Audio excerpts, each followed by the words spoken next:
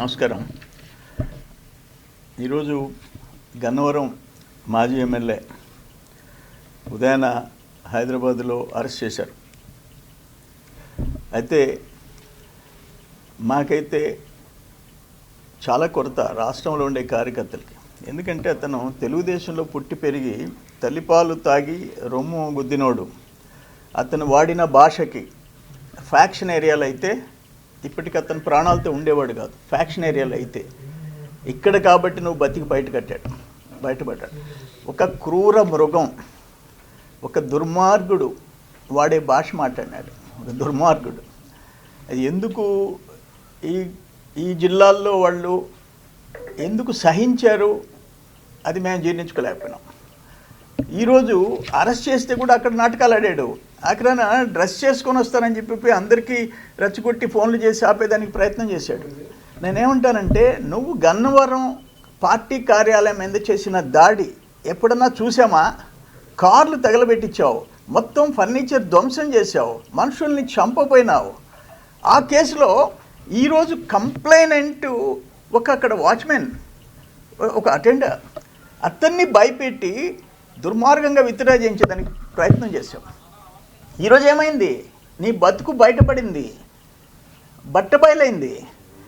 మీకు గుర్తుందో లేదో, గాలి జనార్దన్ రెడ్డి కేసులో ఒక జడ్జి వాళ్ళతో చేతులు కలిపాడని జడ్జి సస్పెండ్ అయినాడు. జడ్జి ఆత్మహత్య చేసుకున్నాడు. ఈరోజు ఆ పని చేశావు. ఒక పేదవాడిని భయపెట్టి, ప్రాణాలు తీస్తానని భయపెట్టి తీసుకుపోయి కేసు విత్డ్రాయల్ అన్నావు. ఏమైపోయింది ఈరోజు? నేనేమంటానంటే, ఒకటి కాదు నువ్వు చేసిన పని, నువ్వు చేసిన పని. ఏం మాట్లాడుండావు భాష? ఒకటైతే నేను మళ్ళీ రిపీట్ చేయలేను. అధికారంలో లేనప్పుడు చంద్రబాబు ఏం పీకుతాడు? ఉడకబెట్టిన నాగడ దుంప, ఉత్తిగొట్టం ఊరేగి, ఇటువంటి ఎదవ మాటలు. లోకేష్ బాబు గారు ఏం పీకుతాడు? ఏందో గడ్డం మేక కూడా ఉంది. ఏం మాట్లాడావు? నువ్వు ఒక మనిషి జన్మ, నీదే మనిషి జన్మ.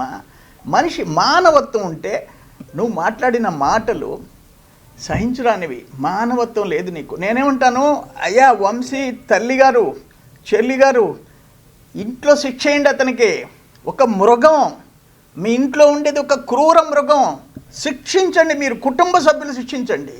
మీకు తల్లి, చెల్లి, బిడ్డలు ఉండారు, అన్న తమ్ముళ్ళు ఉండారు.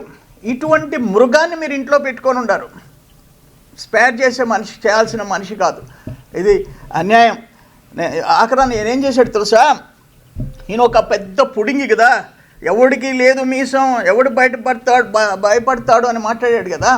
లోకేష్కి ఎవరు భయపడతారు, బాబు గారికి ఎవరు భయపడతారని ఇంకా చాలా చెత్త లాంగ్వేజ్ వాడాడు. అరే, ఫస్ట్ రౌండ్లో పారిపోయినోడివి.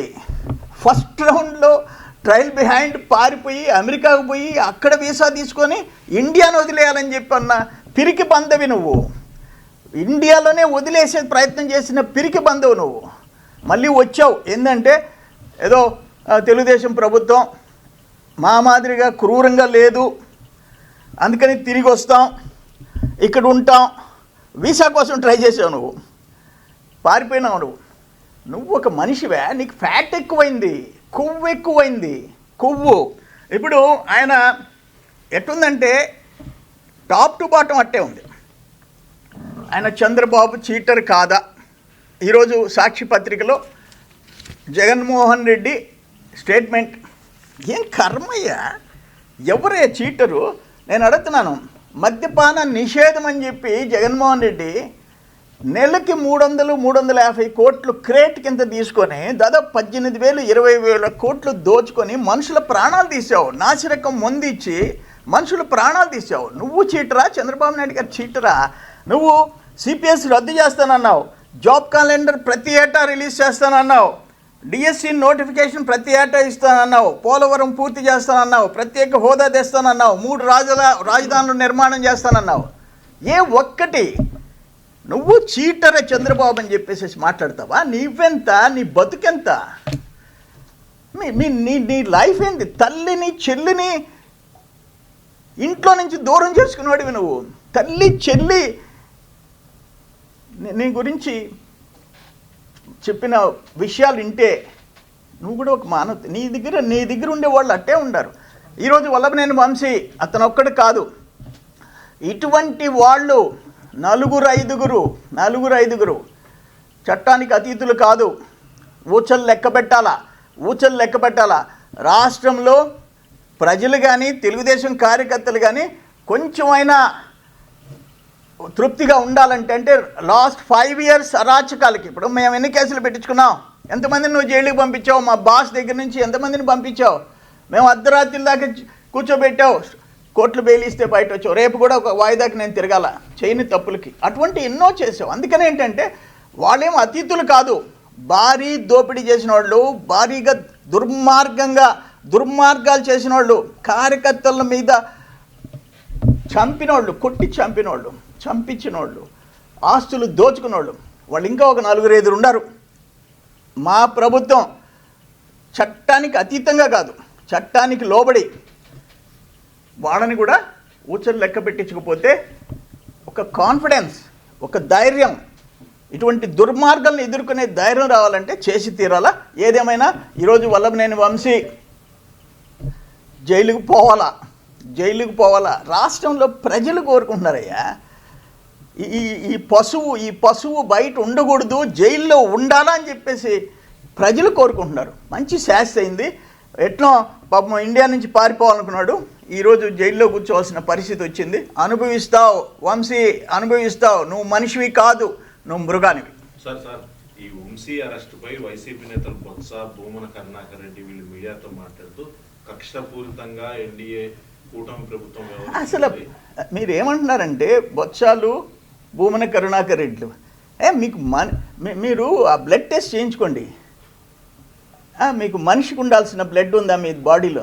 ఏం మాట్లాడుతున్నారు? ఆ రోజే చెప్పుతో కొట్టుండాలా. జగన్మోహన్ రెడ్డి దగ్గర నుంచి కనీసం పెద్ద సీనియర్ లీడర్సు, బొత్సాలు, ధర్మానులు, అక్కడుండే పెద్ద రెడ్లు కొట్టుండాల చెక్కతో. తప్పు మీది. ఇది ఎక్కడ మనం రాజకీయాల్లో ఎక్కడ చూడలేదు. ఆవేశంలో ఒకరికొకరు ప్రాణాలు తీసుకుంటారు, కానీ మనుషులు వాడకూడని భాషలు వాడిన ఎదవ దాన్ని ఈరోజు మీరు ఆయన సమర్థిస్తారా?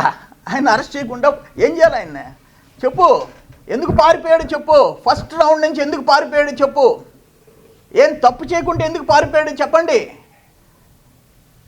మేమైతే నేను నా భాషని కంట్రోల్ చేసుకుంటా, అయినా కూడా స్లిప్ ఆఫ్ టంగ్ 1-2 వచ్చేస్తున్నాయి. మాకు లేదు ఆ భాష మాట్లాడే అలవాటు లేదు.